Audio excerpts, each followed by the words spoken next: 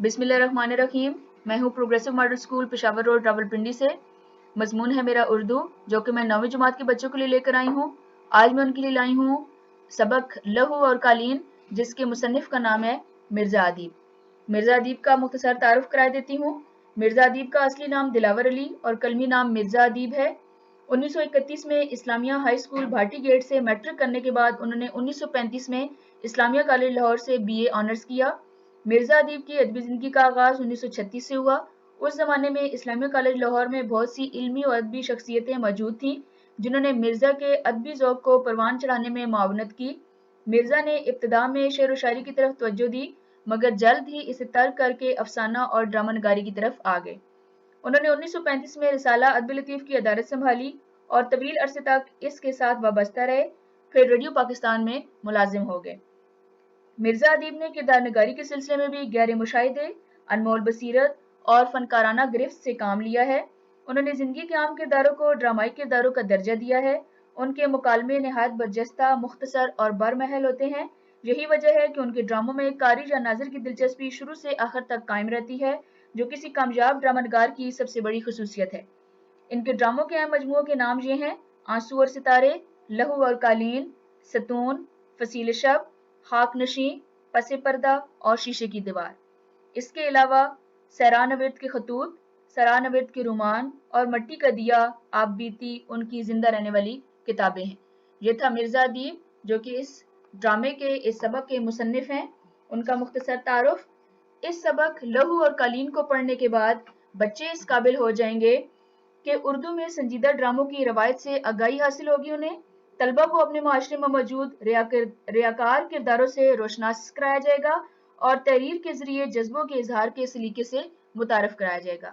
आज मैं लेकर आई हूँ 9वीं जमात के बच्चों के लिए सबक नंबर 8, लहू और कालीन, जिसके मुसन्निफ का नाम है मिर्ज़ा अदीब। इस सबक का मरकजी ख्याल आपको बता देती हूँ। मिर्ज़ा अदीब हमें बताते हैं कि तख्लीकार और फनकार मुआशरे के हसास तरीन अफराद होते हैं। वो फितरत के बेहतरीन अक्कास और नकाश होते हैं। धोखादही और फरेब उनकी फितरत नहीं होता। मालदार तबका अपने वसाइल और दौलत के बलबूते पर इंसानी ख्वाहिशात और उमंगों का खून करता है। वो गरीब और कलाश लोगों की मदद महज दिखावे के लिए करता है। यह था इस सबक का मरकजी ख्याल। आते हैं मुसन्निफ मिर्ज़ा अदीब के तारुफ की तरफ, जो कि मैं आपको मुख्तसर सवालात के जरिए करवाऊंगी। सवाल नंबर 1 है, मिर्ज़ा अदीब का असली नाम और कलमी नाम बताइए।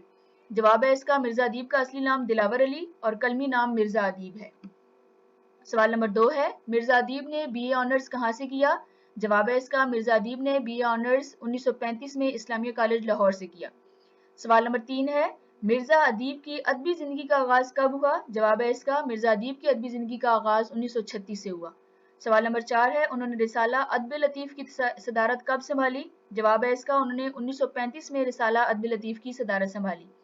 सवाल नंबर 5 है, मिर्ज़ा का तर्ज तहरीर कैसा था। जवाब है इसका, मिर्ज़ा के तर्ज तहरीर में इंसानी ख्वाहिशात और तवक्कुआत को खास अहमियत हासिल थी।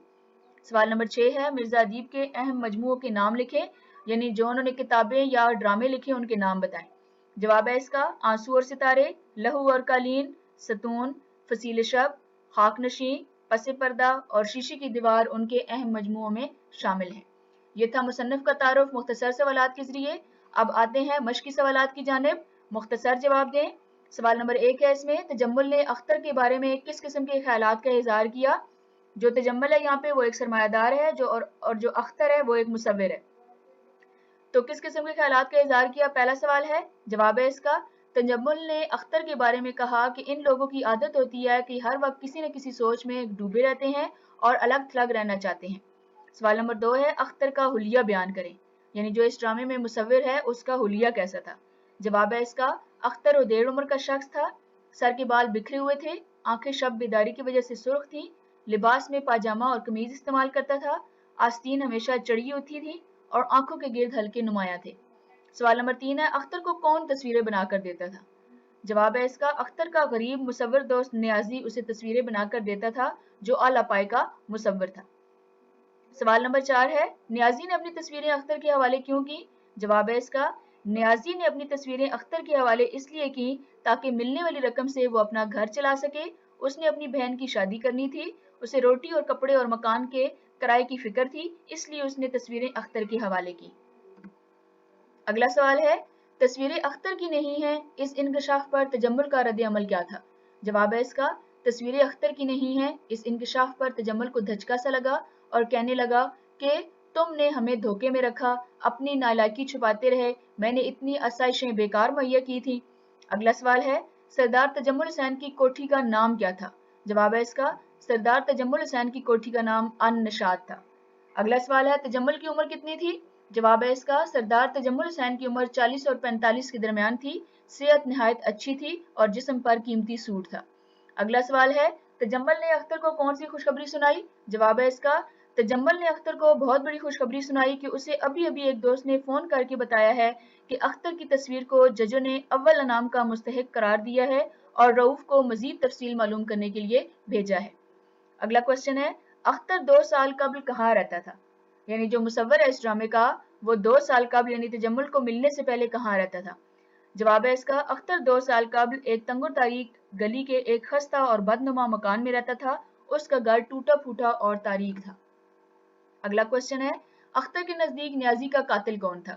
جواب ہے اس کا اختر کے نزدیک نیازی کا قاتل سردار تجمل تھا، کیونکہ نیازی کی بنائی ہوئی تصویر اختر کے ذریعے نمائش میں لگائی جاتی تھی۔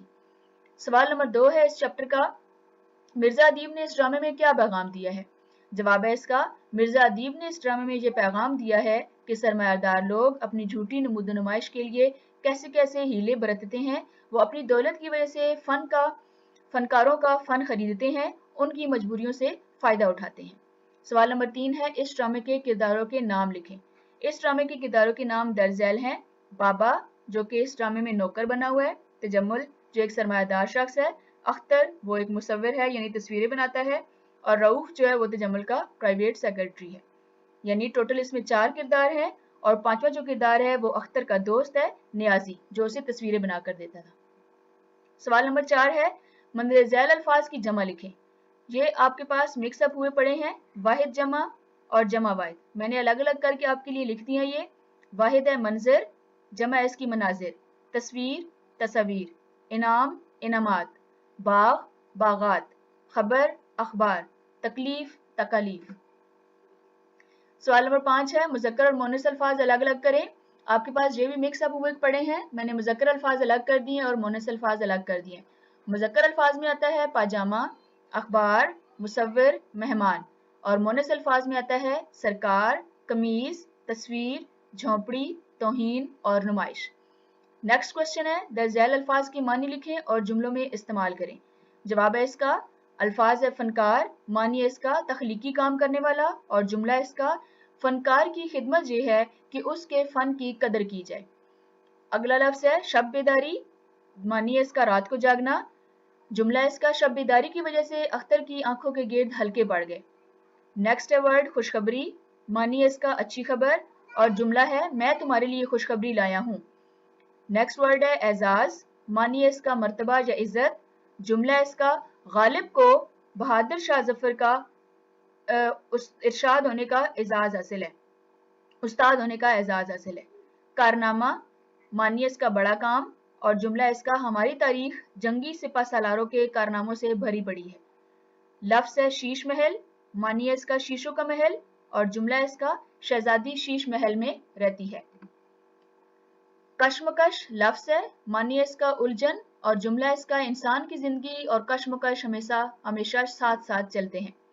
لفظ ہے نمائش کا، معنی ہے اس کا دکھانے کی جگہ، اور جملہ اس کا فن پاروں کی نمائش میں لوگوں کی بھیڑ تھی۔ لفظ ہے سرپرستی، معنی ہے اس کا نوازنا یا قدردانی، اور جملہ اس کا پرانے زمانے میں بادشاہ فنکاروں کی سرپرستی کرتے تھے۔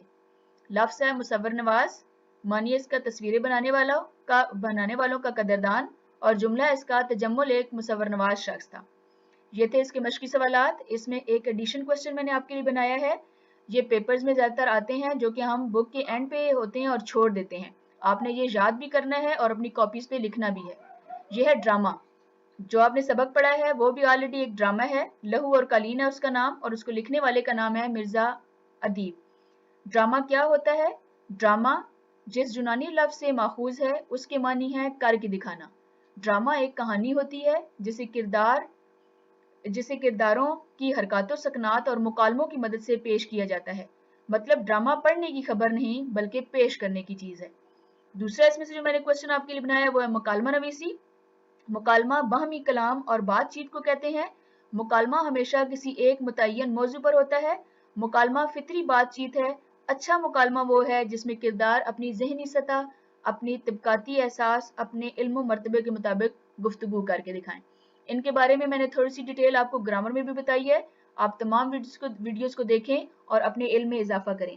یہ تھے اس سبق لہو اور قالین جس کو مرزا ادیب نے لکھا تھا اس کے مشقی سوالات، اور الفاظ معنی آپ کو بک کے اختتام پر دیے گئے ہیں، اس لیے میں نے اس ویڈیو میں مینشن نہیں کیے. آپ نے وہاں سے انہیں یاد بھی کرنا ہے اور اپنی کاپیوں پہ لکھنا بھی ہے. باقی رہ گیا اس کا بک ورک جس میں خالی جگہ پر کالم ملائیں اور متن کو مد نظر رکھ کر درست جواب کا انتخاب کریں. وہ آپ نے بک کے اوپر ہی مینشن کرنا ہے. جہاں رہیں خوش رہیں، اپنا بہت سا خیال رکھیں.